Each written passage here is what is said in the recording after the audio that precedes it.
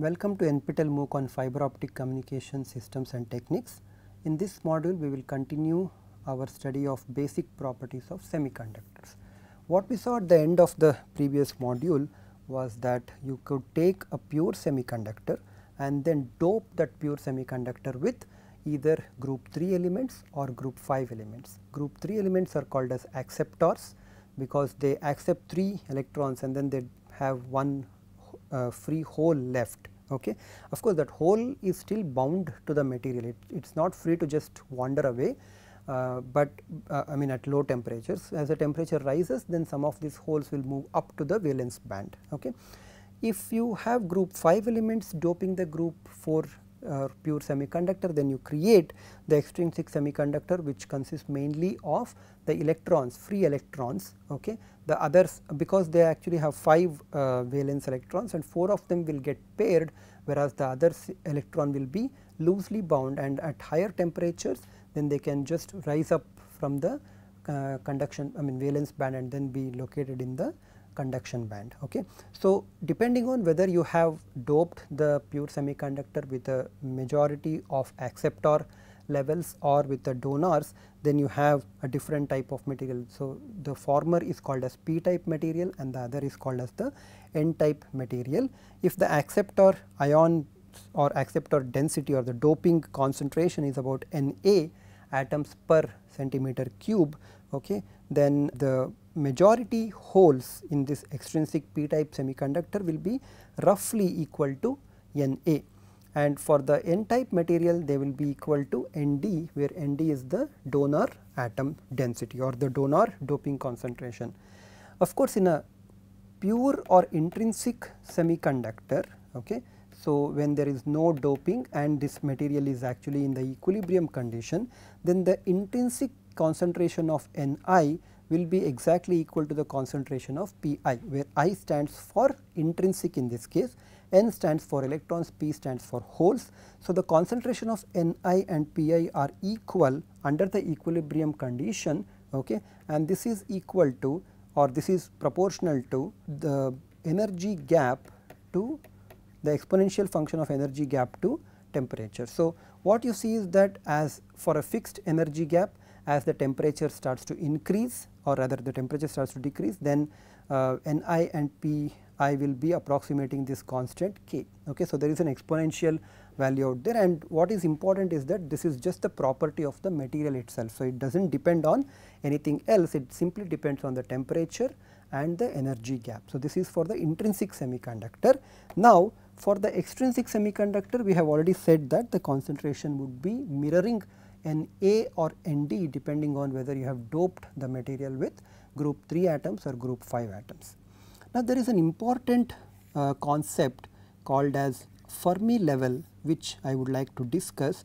So, I will redraw this diagram. Of course, I have been kind of exaggerating the band gap here just to show the effect of all this. So, as before, E0 corresponds to our vacuum level and the difference between E0 and Ec corresponds to the electron affinity.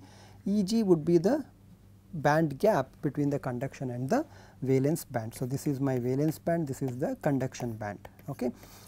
If you look at 0 degree Kelvin, that is at 0 degree temperature, we do know that all the electrons are located in the valence band. So, there are no electrons in the higher energy states. Okay. Then we define in this equilibrium a certain energy level called as the Fermi level. Okay. And we denote this Fermi level by Ef, F subscript onto the letter E.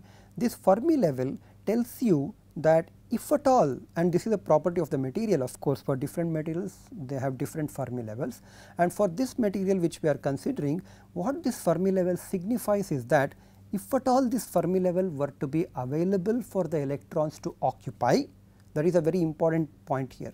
If the Fermi level were to be available for the electrons to occupy, then the probability of the electron being found with the Fermi level will be about half. Okay. Of course, for 0 degree Kelvin, it is kind of a very discontinuous way of the probability of electron being occupying, in the sense that if you plot the energy as you vary the energy here, and then this is somewhere the Fermi level is located, this is EV and then this is EC, what you find at 0 degree Kelvin is that the probability of any electron being found with a certain energy E is exactly a step like function. So, below EF all allowable energy levels are filled, and please remember the allowed energy levels are these guys. Okay. So, these energy levels are not allowed.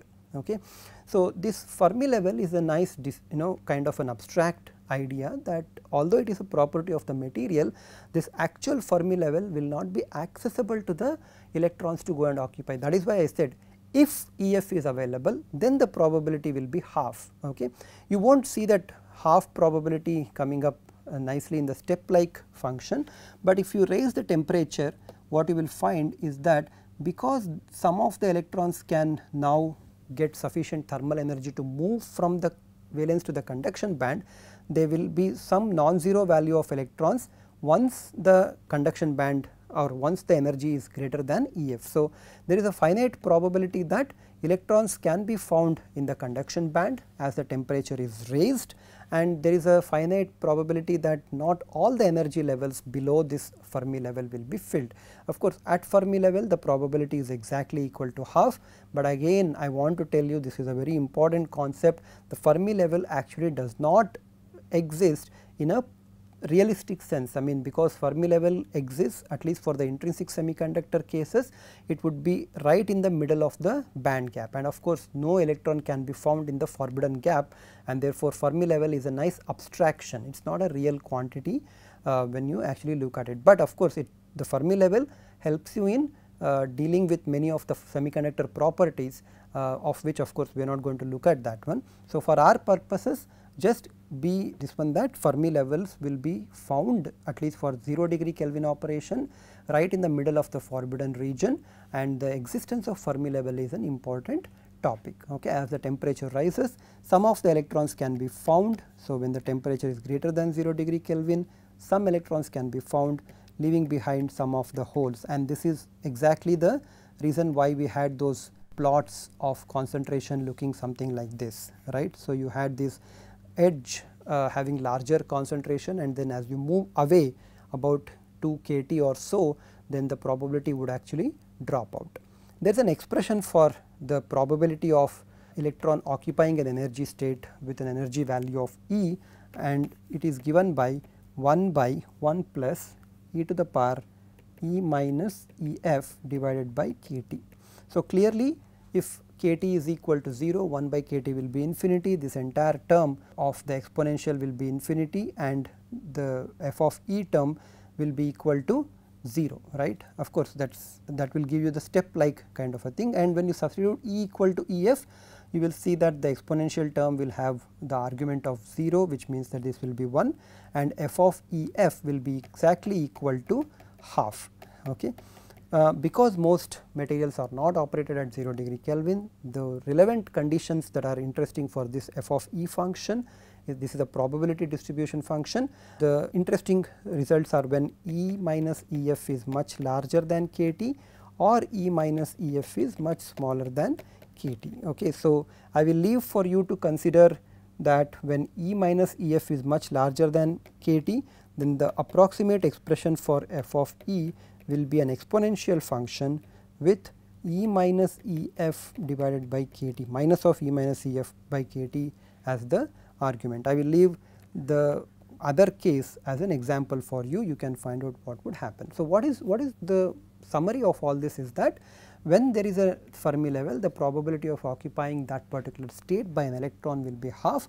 Of course, in most cases these Fermi levels are not available, and therefore, that occupation part does not arise, but Fermi level becomes important when you start doing something else with semiconductors, and one of the things that we have done is to take an intrinsic semiconductor and then make it extrinsic by doping. Let us consider this. Suppose my dopants are all of the N type. Okay. So, N type means you are allowing excess electrons, and because now you have doped and the material is still in the equilibrium situation, what you find is that there are excess electrons, and when there is sufficient amount of thermal energy available, then these electrons should be easily crossing over to the conduction band and therefore must correspond to the conduction band electrons, right, must contribute to the conduction band electrons. So, which means that when you dope the materials, okay, with n-type dopants or the donor materials, the corresponding energy levels because of that doping would be just below the conduction band. Of course, in this case the electrons are not free, right, but when the energy is sufficiently higher, then these electrons will actually jump over and go to the conduction band, and when they do so, they leave behind positive ions which are bounded, okay, and they are bounded of course because the electrons have left them and gone to the conduction region where they become free to move and contribute to the current. Okay. So, this is what happens when you dope with the material with an n-type and therefore convert an intrinsic material or intrinsic semiconductor into an n-type semiconductor, where the energy or the conduction electrons are actually contributed by the extrinsic. So, these are the external dopants, right. So, external or dopants whose energy levels are just slightly below the conduction band and they contribute here. Okay. So, now what happens to the Fermi level? Remember, Fermi level was something that would tell you how the electrons are occupying, right. Now, there is an excess electron density compared to the the pure semiconductor, there is an excess electrons in the conduction band. So, which means that the Fermi level cannot be located in the middle of the band because above the Fermi level there are electrons. So, therefore, you need to move the Fermi level up, and the Fermi level moves up and becomes very close to the conduction band. I am exaggerating this, okay, but in practice this EF is so close to EC, it is just about the difference between EC and EF in the n-type material when you have doped sufficiently is just about 50 milli electron volts. So, it is actually quite small amount of gap between the Fermi levels, and then I will put an N as another subscript so that we are dealing with n-type materials. Okay. If you look at the concentration of the electrons, well, there is a huge concentration of the electrons which of course falls off again over the range of some 2 kT, and some of the electrons, because you are now operating it at a level above the 0 degree Kelvin, there will be a few holes as well. Okay. In fact, you can find out what would be the hole concentration in a extrinsic semiconductor material by utilizing a certain equation, which we do not need to worry about it at this point. Okay. So, this is the hole concentration, and the hole concentration will not be exactly located or localized to 2 kT, it will go slightly beyond that one. But compare this, the electron concentration is quite high, the hole concentration is quite small. Okay. But please remember, as a whole the material is still neutral because all those free electrons are paired up with the ions which have been given by the donors. Okay. So, they are not coming in on their own, and it does not mean that because there are electrons as the majority carriers, the material itself is somehow unstable. The material is still neutral, the total charges are still conserved, otherwise the material would simply explode. A very different condition would happen when you go to the p-type material. So, I am going to go to the p-type material and then show you what happens to the concentration. Of course, now you might have guessed that one. So, this is the valence band, this is the conduction band, and somewhere up will be the vacuum level. And then when you dope the material so that it becomes a p-type material, what you find is that the Fermi level has to be located very close to EV, because the externally doped atoms, right, or the external dopants which are the acceptors, start to create holes. Okay. So, they create holes, which means that the hole has moved and contributes to the valence band here. So, there will be an excess holes there, whereas in this band there will only be negative ions. Okay. So, all the acceptor ions have actually taken the, so what is actually how they are obtained is that there was an electron here, this electron went up and occupied the vacant slot in this one. So, therefore, it became negatively ionized. When it became, when it just went up to this one, right, which we will call as the Fermi level EFP, okay, and when it just went up, then it left behind a positively charged hole here. So, that is how actually the holes were produced, but we do not really need to worry about that. What we see here is that once you have the materials to be doped with p-type, then the Fermi level moves very close to the valence band, and the valence band will now have excess holes here. Okay. So, if you look at the concentration will be quite high here and then drops off, okay, having a width of roughly 2 kT, and because you are now operating this one material, or the material is kept at a temperature greater than 0 degree Kelvin, there will be some electrons also, but the concentration of electrons is quite small compared to the concentration of the holes. So, this is a difference between n type material and a p type material, and what we want to now do is to bring these two materials closer to each other. Okay. And when you bring the materials closer to each other and have it remain in the equilibrium, then what happens is that the Fermi level must remain constant across the material. Okay. So, let us see what actually happens when you bring an n type material close to a p type material. I have written down this, or I have drawn this blue line to indicate that we are at a junction. To the left of this junction we have n type material, and to the right of this junction we have p type material, and we are assuming that the material properties changes abruptly at this junction. Okay. So, this is the junction line that I have drawn, and because the material properties are changing from n to p type abruptly, this is called as a abrupt or a step junction. Okay. Now, what happens? What is actually going to happen? Well, this is an n type material. Far away from the junction, the material is going to be n type, right? And what is the condition for the n type? Well, in the n type material, there will be an excess of electrons in the conduction band, right? Whereas, if you go to the p type material and be allowed to go far away from the junction, the p type material will have most of the holes located in the valence band. Okay. And it turns out that the vacuum level will not remain the same for the n type material and the p type material, but actually will be different from n to p type material. I am also assuming that the n type material is heavily doped, so that I can use a plus superscript to indicate that the number of carriers, the majority carriers in the electrons far exceeds the majority carriers of the holes in the p type material. So, this is called as heavy doping, and what the heavy doping does, if you remember from your p-n junction theory, is that it pushes the depletion layer which will be created at the junction, okay, into deeper into the p type region. What is this depletion layer? Well, we know that when we are looking at n type region, far away of course will be this one, but you have a valence band here, right. So, we will call this valence band to be EV1, having an energy EV1, and then this is of course E01 is the vacuum level. Somewhere in between of course you have the conduction band, which is EC1. The affinity of these two is still the same, chi, or now it will be chi 1, and the energy gap that you have, we can call this as EG1. Okay.